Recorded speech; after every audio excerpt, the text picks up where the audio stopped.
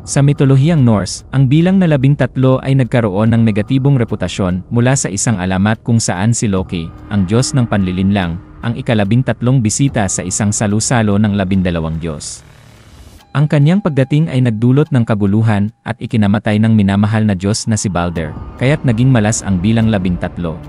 Sa Kristyanismo naman, nag-ambag ito sa pamahiin sa pamamagitan ng huling hapunan, kung saan si Jesus ay kumain kasama ang kanyang 12 apostol, kaya't 13 ang bilang ng mga tao sa mesa.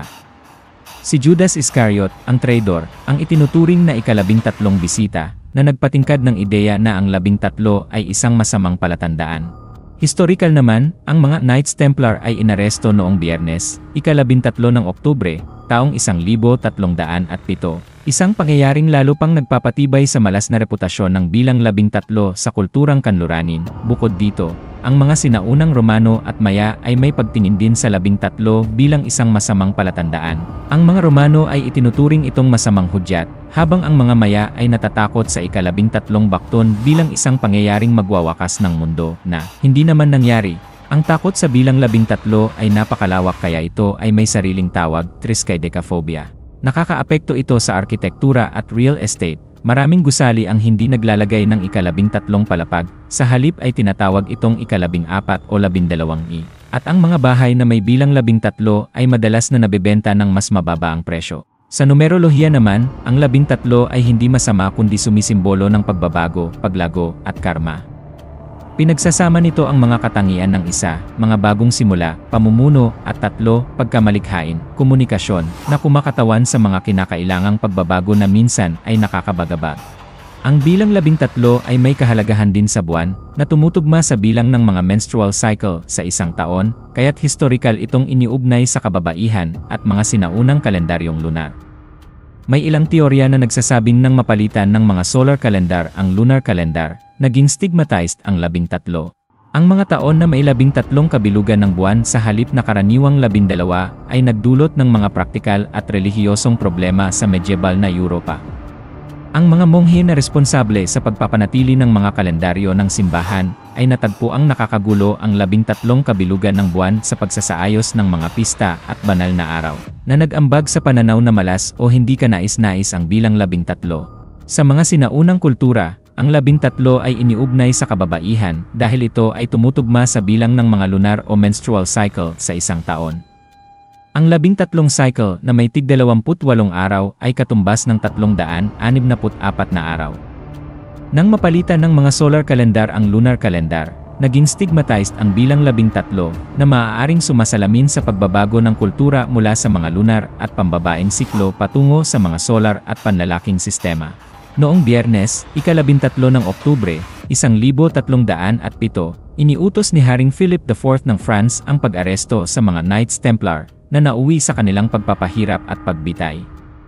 Ang pangyayaring ito ang lalo pang nagpatingkad sa negatibong reputasyon ng bilang 13 at ng petsang Biyernes, ika-13 bilang mga simbolo ng malas at lihim na kasunduan.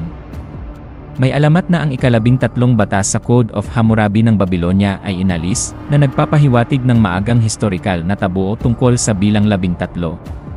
Ngunit ito ay walang batayan dahil ang orihinal na kodigo ay walang ganitong pagkukulang. Gayunpaman, ang alamat mismo ay nag-ambag sa misteryo at pamahiin na pumapalibot sa bilang na ito. Sa mas kamakailang kasaysayan, ang bilang 13 ay ginamit bilang simbolo sa iba't ibang subkultura at personal na pagkakakilanlan.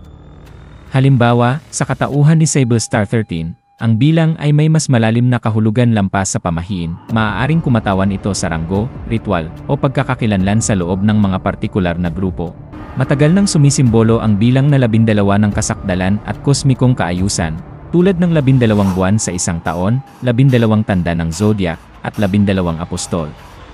Ang bilang na 13, na lampas sa kasakdalan na ito, ay naging simbolo ng kaguluhan, di kasakdalan, o hindi kilala, na maaaring nag-ambag sa hindi magandang reputasyon nito. Ang Tarot Death Card, na may bilang 13 sa Major Arcana, ay may mahalagang papel sa muling pagbibigay kahulugan sa ibig sabihin ng bilang 13 sa pamamagitan ng pagsisimbolo ng pagbabago, pagtatapos, at mga bagong simula, sa halip na literal na kamatayan o malas.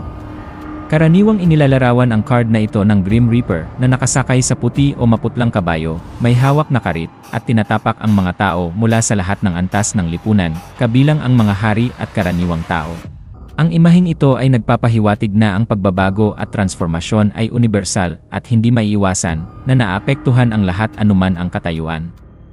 Ang sumisikat na araw sa likuran ay sumasagisag ng panibagong buhay at pangako ng bagong araw, na nagpapalakas sa tema ng muling pagsilang kasunod ng pagtatapos. Kabaligtaran sa karaniwang takot, bihirang nangangahulugan ang death card ng pisikal na kamatayan. Sa halip, ito ay sumisimbolo ng pagtatapos ng isang mahalagang yugto, relasyon, o paniniwala na nagdudulot ng mas mataas na kamalayan sa sarili at personal na paglago. Ito ay tanda ng pagbitaw sa mga lumang gawi, ego, o mga limitasyon upang bigyang daan ang mga bagong oportunidad at espiritual na paggising na nagbibigay diin sa pagbabago at ebolusyon. Kapag lumabas itong baligtad, maaaring ipahiwatig nito ang pagka-stagnate o pagtanggi sa pagbabago na nagpapakita ng kahalagahan ng pagtanggap sa transformasyon para sa pag-unlad. Ang card ay kaugnay ng Scorpio at ng kanyang namumunong planeta na si Pluto, na parehong naugnay sa malalim na pagbabago, muling pagsilang, at pagtuklas ng mga nakatagong katotohanan. Ang muling pagbibigay kahulugan ng Death Card sa bilang 13 mula sa isang bilang na kinatatakutan tungo sa isang makapangyarihang simbolo ng pagbabago ay nakaimpluwensya sa mas malawak na kultural at espiritual na interpretasyon ng bilang 13 na inilipat ito mula sa simpleng pamahiin patungo sa simbolo ng pagbabagong buhay at positibong pagbabago. Sa numerolohiya, itinuturing ang 13 bilang makapangyarihang simbolo ng transformasyon at muling pagsilang. Pinagsasama nito ang enerhiya ng mga bilang 1 at 3, kung saan ang 1 ay kumakatawan sa mga bagong simula, pamumuno, at kalayaan, habang ang 3 ay sumasagisag sa pagkamalikhain, komunikasyon, at pagpapahayag. Sama-sama, bumubuo sila ng isang puwersang nagtutulak ng mahahalagang ngunit kadalasang nakakabagabag na pagbabago, na naghihikayat ng paglago sa pamamagitan ng mga hamon at paghihirap, na tinitingnan bilang karmikong pagkatuto kaysa simpleng malas. Ang tarot card na kaugnay ng bilang 13 ay ang Death Card, na sa kabila ng nakakatakot nitong pangalan, ay sumasagisag ng pagbabago, pagtatapos ng isang siklo, at pagsisimula ng bago. Ito ay kumakatawan sa espiritual na paggising at pagbitaw sa mga lumang bahagi upang bigyang daan ang pagbabagong buhay. Habang sa mga kulturang kanluranin ay tradisyonal na iniugnay ang 13 sa malas sa pamamagitan ng mga alamat tulad ng Norse Banquet at Huling Hapunan, may mga ibang kultura naman na positibong tinatanggap ang 13. Halimbawa, sa ilang tradisyon ng mga katutubong Amerikano at sa kulturang Tsino, iniugnay ang 13 sa kahabaan ng buhay, paglago, at mga natural na siklo, lalo na ang mga lunar. Ang bilang 13 ay konektado rin sa enerhiyang pambabae at mga lunar na siklo na historikal na iniugnay sa pagkamayabong, intuisyon, at pagbabagong buhay. Sa sinaunang Ehipto, halimbawa, iniugnay ang 13 sa transformasyon at muling pagsilang na nagpapakita ng positibong espiritual na kahalagahan nito. Binibigyang diin ng mga numerologo at ilang modernong espiritual na tagapagsalita ang 13 bilang isang katalista para sa inobasyon, katatagan, at malikhaing tagumpay.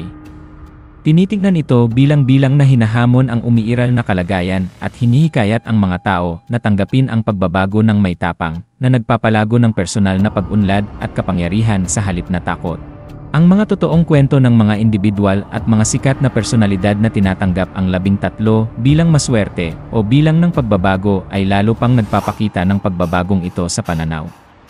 Ang bilang ay konektado sa pagiging orihinal, makabago ang pag-isip, at positibong pagbabago sa buhay. Pagbabago at paglipat, ang Death Card ay sumasagisag sa pagtatapos ng isang mahalagang yugto at pagsisimula ng bago.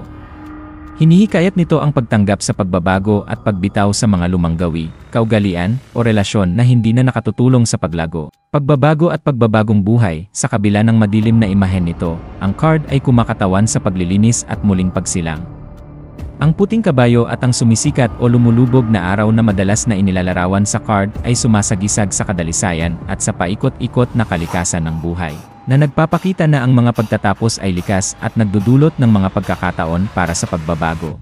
Pagkakapantay-pantay ng pagbabago, ang imahen sa card na nagpapakita ng mga tao mula sa lahat ng antas ng lipunan na apektado ng kamatayan, ay nagpapaalala na ang transformasyon ay hindi maiiwasan at patas, na nakakaapekto sa lahat ng pantay-pantay. Pagtanggi sa pagbabago, kapag baligtad, ang Death Card ay nagbababala tungkol sa pagka-stagnate, takot sa pagbabago, o pagkapit sa nakaraan na maaaring hadlangan ang paglago at magdulot ng personal o sitwasyonal na pagkaipit. Ang bilang 13 ay may dobleng reputasyon.